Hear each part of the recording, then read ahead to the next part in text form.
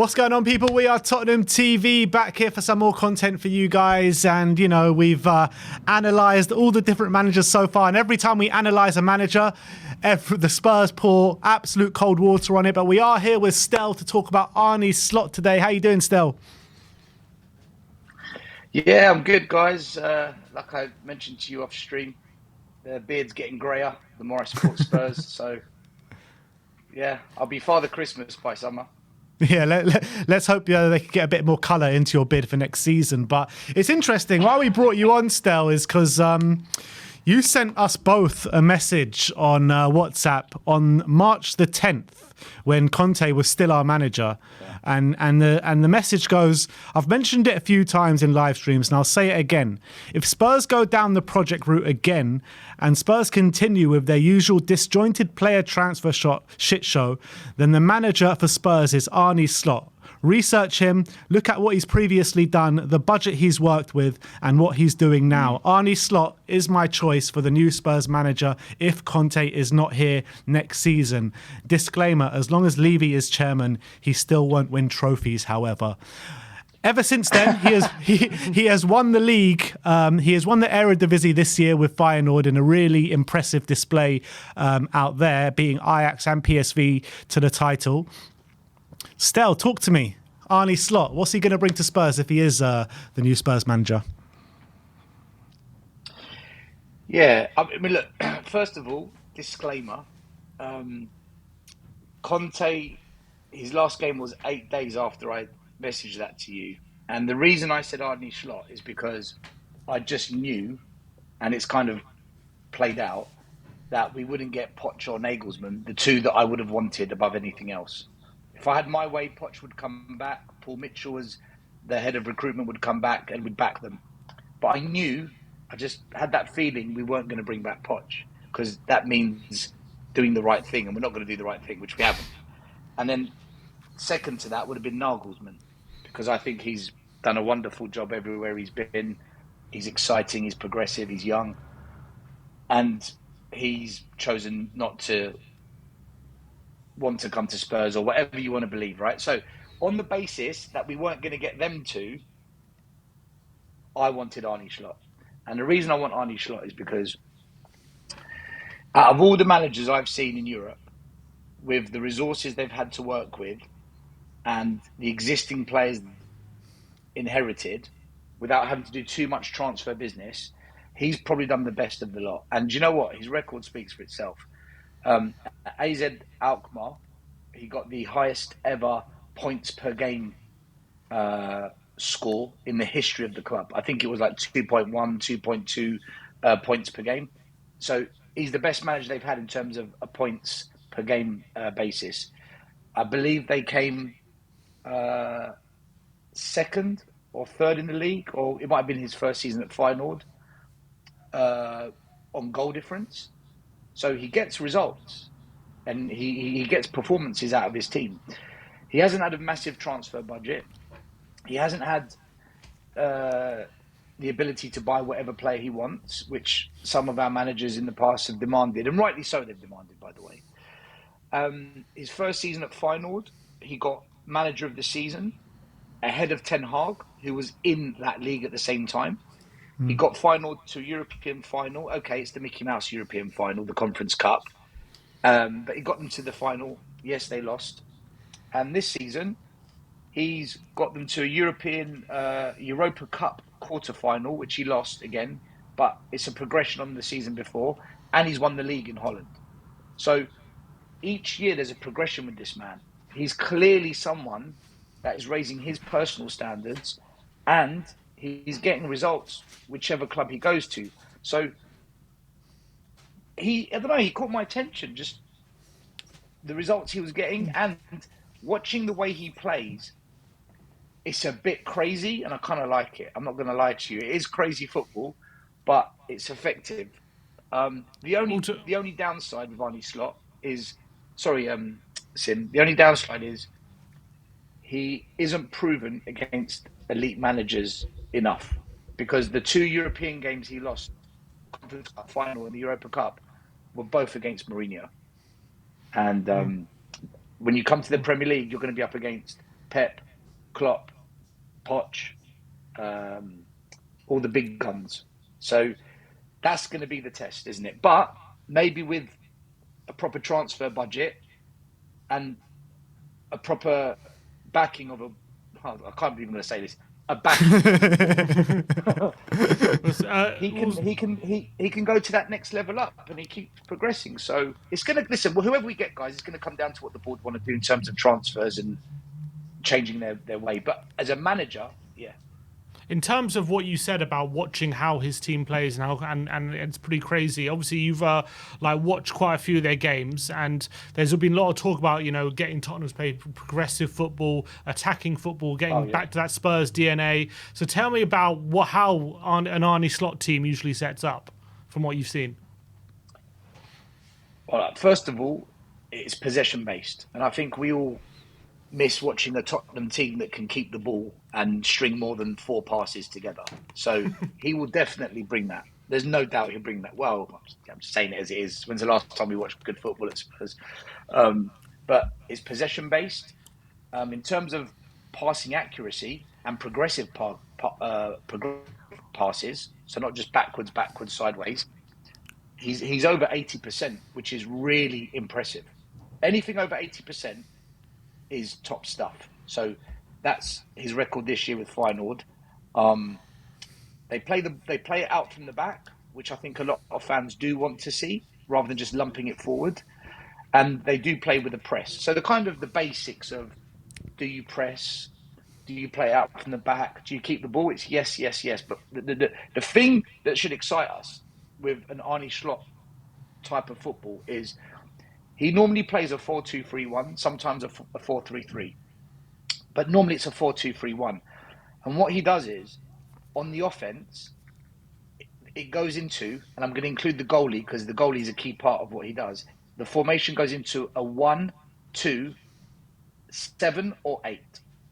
He completely overloads it, squeezes you in, and tries to suffocate you with players at the higher end of the pitch. So effectively, the 2 centre-backs push up and they split. The goalkeeper then comes forward and plays in the middle of the 3 at the back. Yes, the goalie. The wing-backs push up, and then in the 4-2-3-1, the 2 in the pivot, they push up as well. So it's very offensive, and everything is 1 touch, 2 touch. You don't find many backwards passes or sideways. It's always forward. The only time the ball goes backwards is if they play a forward pass and then they square it back for someone to run into and take a shot or a quick layoff for a tap in at the back post. A lot of long-range shots. A lot of Feyenoord's goals this season have come from distance. But what's exciting about the way they play is if you watch Manchester City, they play it out from the back. The ball comes to the goalie. Not scared to play it to someone in the back line. They're all comfortable on the ball. They play it forward, sideways, backwards, switch to play forward, and they keep the ball. They're happy to have like a 45 pass move before they score. Typical Barcelona under Pep. Feyenoord aren't like that. They want to do it in 15 passes. It's very bang, bang, bang, bang, bang. We only want to go forward. A lot of risky passes, a lot of killer balls. And it's very pinpoint, it's very accurate, and it's crisp. And you know it's crisp passing because that's why the passing accuracy in progressive passes is over 80%. Which means we're going to have to change players at this club, or you might just see a manager getting the best out of some players that maybe haven't quite shown what they're capable of yet. And I'm talking the likes of Basuma, Pape Sarr, Oliver Skipp. Oliver Skipp's a good player, by the way. A lot of people slag him off. I'm happy to talk about this later on, but you might begin to see a lot of players that we aren't too sure about actually begin to show they're good players because they're going to play a system and a way that really works to what they're capable of. A lot of players are going to get found out. The defence is going to be in big trouble with Arne Slot. He's not going to be able to coach them to play this type of football. Dyer, Davies, they're at an age where you cannot coach them to start passing a ball and have technical ability. You need to do that at a younger age. The weaknesses of his team are in the players that we're going to need. So it's not really a weakness of his team. It's we're going to need a new goalie, someone that plays like an Alisson or an Edison at Man City, a centre half goalie. And when Feyenoord can't play out from the back, they ping long passes out wide and beat the press with long wide passes to the wing backs that bomb on. So you're talking about a goalkeeper that can play Toby Alderweireld type passes. So none of our goalies can do that. So you're going to need a new goalie. You're going to need a centre back that can recover, because the centre backs push high up and they split, which means they're going to be susceptible to counter attacks. So they're going to need to be able to recover. And the only player that maybe can recover in the defence is Romero, maybe, but the rest can't. Maybe Emerson Royale can, but he can't play in the back two. And you're going to need to either bring in players that can play the pivot the way Arne Slot does, which they sit behind the press when the opposition press us, but when we attack, they push up high. So you're looking at Ericsson type players. So we're going to need to buy 3 or 4 players for Arne Slot's system to have a chance. You know, a lot of criticism came Antonio Conte's way about not being able to change things up in the game, tactically, to be tactically flexible. In terms of Arne Slot, what would the criticisms be to him? Does he have a plan B? Does he change things up in a tactical formation? The only criticisms I would have are, one, he's a young manager. He's, I think, 43, 44. He's been coaching teams for 3 years, I think. So he has no experience coming up against the big guns. Now, we saw this year, when it mattered, Arteta choked, right? He choked, and that's lack of experience. Pochettino, you could say, made some weird decisions in key moments for Spurs. Lack of experience. So he hasn't come up against the big managers yet on a regular basis. So we're going to have to be patient with that. He's going to have to learn. The good thing with him, though, is each year he's developed and progressed. So we've got to be a bit confident with his ability to progress as a manager. So that's one criticism. In terms of switching it up, he can go to a 4-3-3. So he does have it in him to switch up the formations and change the shape, but he's not going to budge from his philosophy. So if we kind of want to be a low block, just absorb pressure because we're up against a team that's better at passing than us, he's not that kind of guy. He'll go toe-to-toe with you. Even if you're better, he will say, right, I'm going to go toe-to-toe. And when Mourinho played the low block, counter-attack, he beat Arne Slot twice. So maybe that's something he's going to have to learn. So they're the only 2 criticisms I would perhaps have on him. Yeah, and another thing about, in terms of previous managers, is about their character, their man management skills. Obviously, Mourinho and Conte, known for being very fiery characters, very confrontational, trying to get the best out of the players in that kind of way. In terms of how Slot is usually as a man manager, like, he's known for being very good with his players, building like a family unit. Like, have you seen anything about how he is with his players? Listen, you cannot get a group of players that you inherit playing the way he's got them playing unless they've bought into him, right? They will not play that football with that high level of energy. Just how we saw Spurs in the first couple of years of Poch, that high energy, the quick play. The players had bought into Poch. They believed. Arne Slot would not have got his Feyenoord team or his AZ Alkmaar team playing the way they did if he hadn't had the players buy into his way. So, again, I'm confident with his man management. The only thing I will say, though, and I don't know how much truth there is in this, apparently AZ Alkmaar, they got rid of him because they said that he didn't care enough about the football team. And I'm struggling to believe that because... Well, I heard something different. I heard something different. Okay. I heard he got sacked by AZ Alkmaar because he was speaking to Feyenoord behind their backs. Right, okay. So then we can expect him at some point to have conversations with Man United and Chelsea once he does a good job at Spurs. Yeah, and it's going to be interesting, isn't it? Because it's such a change of philosophy. Let's say, for argument's sake, we do hire Arne Slot. But it's going to be such a change of philosophy. And, like you say, there's going to be players in the squad that are not suited to his system. So do you envisage maybe a year of a bedding in period where maybe we won't have such a great season next year, but we're going to need to stick with it? 100%. This is the Premier League. With all due respect to Holland, other than Ajax and PSV, where's the competition? Next season, you're looking at Man United, Arsenal, Chelsea, Newcastle, an up-and-coming Aston Villa and Brighton, maybe, Manchester Liverpool. City. But it's Liverpool, yeah. So there's no way next season we're going to see a Tottenham team firing on all four cylinders, challenging, and we're going to have to go through that transition year, at least 1 year. And we may end up mid-table doing it, guys. But this is what I've said all along. Do fans have the patience for what's required? I think a lot of fans have lost patience. So it's going to come down to the owners coming out and saying, look, we're sorry, we made a mistake, we've messed this up, we're going to fix it, and this is how, and tell us how. Because if the fans don't buy into it, we'll have a couple of bad results back to back, and players will be coming off social media because of the abuse, fans will be singing Levy out again, and then where are we going with it, right? So there needs to be a club effort to really communicate what they're going to do next. And Arne Slot is going to need, in all fairness to him, 2-3 years just to get us back to maybe almost the Poch type period.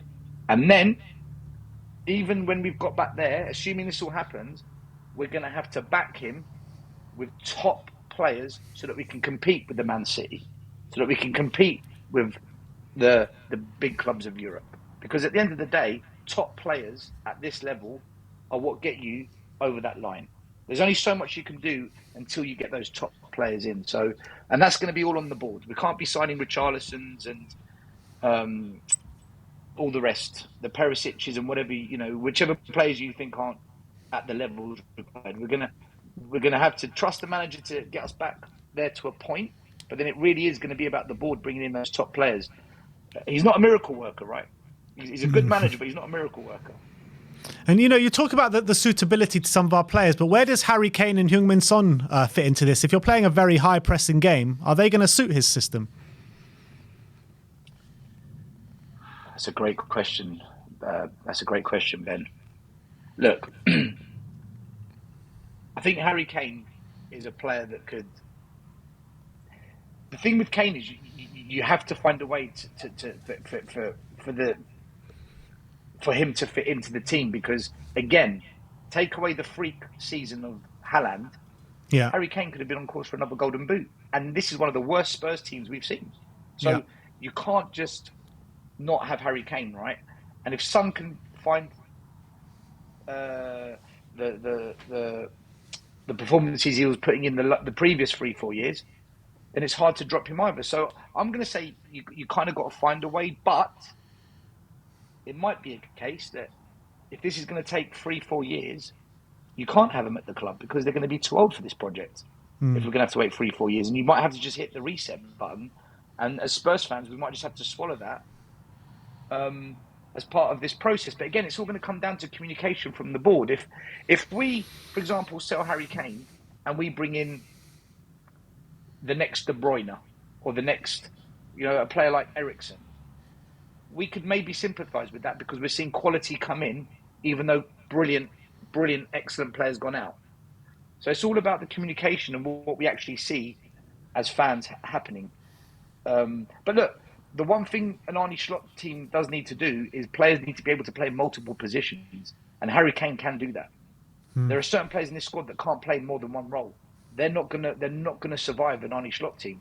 The way the team interchanges, especially on the attack, this is total football, guys. This is what total football is. The complete player that can play in any position. And Arne Slot will bring that over time. That's what he does. Well, that brings me to Pedro Porro then. Where does he fit in? If he can only play at right wing back and not a right full back, do you think he fits into an Arne Slot team? This is why we can't sign any players until the manager has come in, right? So when I hear stories of Eric Dyer new contract, we're in negotiations with Barca for Longley, you're setting up the next manager to fail. Yeah. So, yeah, where does Pedro? Listen, the one thing I will say, the wing backs bomb up. The left and right backs, they bomb up high in an Arne Slot team. He really overloads the attack. So I'm not so worried about Pedro Porro. Maybe even Spence will be given a look at, because you know one thing about Spence, his 1v1 battles, he's actually very good. He's actually got really good stats behind him in 1v1 situations. So maybe he might be the balance between defense and attack. But again, he's not proven. We don't know. We have no idea how good he is. He's a club signing. But Arne Slot, when he took over at Feyenoord, he pretty much developed what he inherited. That doesn't mean he can develop all these players, because this is a different level of competition. But I would be confident that a Spence, a Porro, a Pape Sarr, a Skip, players that do have technical ability but haven't really shone because we've been an absolute mess for 3-4 years. I would have hope for those players under Arne Slot, especially Basuma, guys. Basuma would fit in his team fantastically well, really well. Maybe we'll get to see some more young players as well. If he, as Stel said, he usually takes what he's inherited. We need to tie that Romain Mundle down to a contract, man. Maybe we'll get to see more youth players given more chances, because at the last couple managers, it's been very few and far between. And I don't know if he's been doing it at Feyenoord, but it seems as though if he's more used to working with what he's got, maybe some youth players will get some opportunities. Look, I think Ben, Sim and Ben, whatever we do, the club needs to decide what it wants, right? The way I look at it, and I did a show earlier on with Brian Daigle and Tottenham on Tour, and Brian asked the question, and I said to him, for me, what do you want? If you want to win the Premier League, you say, right, that's why we're getting out of bed. We're getting out of bed because we want to win the Premier League. And then you look at all the teams that have won it in the last 10 years and say, right, how did they do it? And you draw from their success and you draft up a plan. And you say, right, how long will it take for this plan to deliver the outcome of winning the Premier League? And let's say you say 4 or 5 years. You say, okay, what do we need to do in those 4 or 5 years to make this happen? And then part of the plan is, right, if we can bring in that player, and that player from the academy, or young players we've got out on loan, and within 2-3 years' time we can get them to where we want to really mount the challenge towards the end of the plan, then fine. But without a plan of without knowing what you want, you can't draw up a plan. And without a plan, you can't then know what it is you need to be achieving as milestones each year towards achieving the plan. But most importantly of all, when things don't quite go to plan and things begin to become a bit tricky, don't change the plan and change the manager and then chop and change direction. And you've got to stick to it. You've got to have confidence in the plan you draw up. And that's the most important thing. I don't think we've ever done that at Spurs, and I think that's why we're in this mess. Yeah, it's absolutely spot on. The first sign of any trouble, the manager is always the first to go. But look, I do think that is all we have time for. But really good insight on Arne Slot there, Stella. Thank you a lot for coming on. Everyone do go and subscribe to Tottenham Away. Is there anything exciting coming up on Tottenham Away this week? Just our regular shows. We've got a fan show tonight, 9 p.m. Fans can call in and just talk about whatever they want football-wise. And then we've got our Friday show, 10 p.m. Just previewing the weekend. Can't wait. Yeah, another weekend of football. Big up, Stel. Thanks so much for coming on today. Like I said, really good insight. We'll see you all very soon. Like, subscribe and comment. And as always, come on, you Spurs.